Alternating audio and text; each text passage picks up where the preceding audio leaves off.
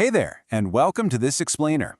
Right off the bat, I want you to imagine standing at the edge of a misty twilight forest. It's kind of intimidating, right? But there absolutely is a path forward if you just know where to look. Today, we're exploring a profoundly human experience, navigating our absolute most difficult life struggles. And we're going to ask a big question. What if we've been looking at the mountain of hardship completely wrong this whole time? So, think about this. What if your deepest struggle isn't actually a dead end? I know, it's a really bold question to ask, especially if you are actively hurting right now. Because let's be honest, when you're right in the thick of it, the pain is incredibly real, and it's literally all-consuming. But today, we're going to take an atmospheric journey of emotional healing together. We're going to examine exactly how to shift our perspective when we feel entirely stuck, and we'll extract some truly transformative concepts from our source material along the way. Section 1. The weight of struggle. Validating the heavy realities. Okay, let's dive into this. Before we can even begin to talk about healing or awareness, we absolutely have to start by validating reality. Whether that means battling a chronic physical illness, enduring deep emotional hardship, or navigating a really tough season of loss, your experience is valid. Chronic illness and emotional hardship often feel like a definitive end to the story you thought you were writing. And conventional societal messaging kind of reinforces that, right? It tells us that profound pain is a brick wall that just abruptly ends our narrative. But think of me as a guide walking alongside you here. It is completely natural to feel like a severe diagnosis or a massive emotional blow is the period at the end of your sentence. It feels like your life's trajectory has just been completely hijacked. Now, what's really interesting about this next concept is that we have a very real choice in our mindset. Conventionally, we view our struggle as a life sentence, a cage that locks us away from the life we were supposed to have. But what if we step into a completely new, empowering reframe?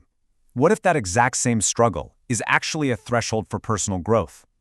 We're talking about moving our minds from a state of permanent confinement to a state of profound transition, a real game changer.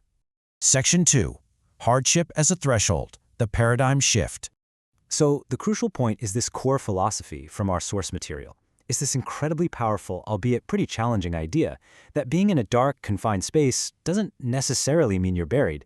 Actually, scratch that. It might actually mean you are planted. Darkness can lead directly to clarity if we can just reframe how we view it. A threshold is not the end of your story, but the catalyst for profound self-discovery. We are completely redefining hardship here. Think about it. A threshold is, by definition, a doorway. It's a point of entry. It's a beginning. You aren't stuck at the end of a dark hallway with nowhere to go. You are standing right at an entryway, just waiting to walk through. Struggle is not the end of your story, but the beginning of your awareness. I want you to just let that sit with you for a second. Think of this idea like a warm, soft lantern light, cutting right through that misty twilight forest we talked about earlier. This isn't just fluffy self-help jargon, guys. It's a very intimate invitation to true emotional healing. It's giving yourself full permission to let your current pain be the spark that wakes up a completely new level of awareness within you. Section 3. Tuning into your body. The inward pivot. Let's move to and see how this builds, because a philosophical shift is really just the first part of the puzzle. Once you recognize you're standing at a threshold, the very next thing you gotta do is turn your attention inward to figure out how to actually cross it. Because you can't cross an internal threshold by constantly looking outward. Step 1, acknowledge the heavy reality. Simply put, you cannot heal what you refuse to look at. Step 2, begin the journey inward, and that means dropping the search for external escapes, distractions, or, those quick fixes. And step 3, tune into your body's true needs. This is exactly where the real, transformative work happens. I want to repeat this because it's so important. Awareness begins the moment you stop treating your body as an obstacle and start listening to its true needs. This is absolutely vital. When we're sick or struggling emotionally, we so often just go to war with our bodies. We get mad at our physical forms for failing us, for hurting, for holding us back. Interestingly enough, physiological research shows that the body actually processes stress and pain way more efficiently when we engage the parasympathetic nervous system, that's our rest and digest mode, rather than fighting it with all that cortisol-heavy resistance.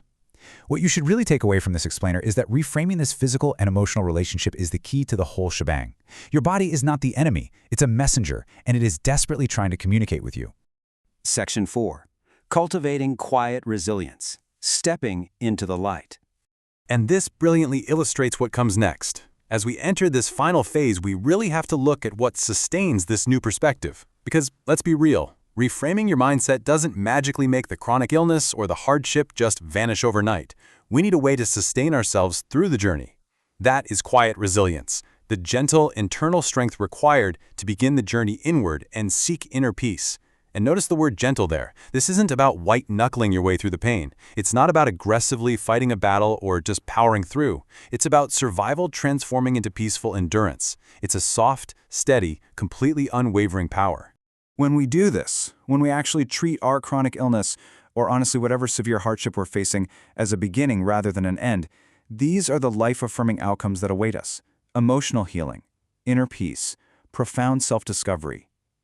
By stopping the war with ourselves, embracing that threshold, and cultivating that quiet resilience, we open ourselves up to a depth of living and self-awareness we might never have accessed otherwise. The struggle, ironically enough, becomes the key. So, to wrap this all up, I want you to picture a vast, calm coastline, right as the sun begins to rise. Just a beautiful new day breaking over the water.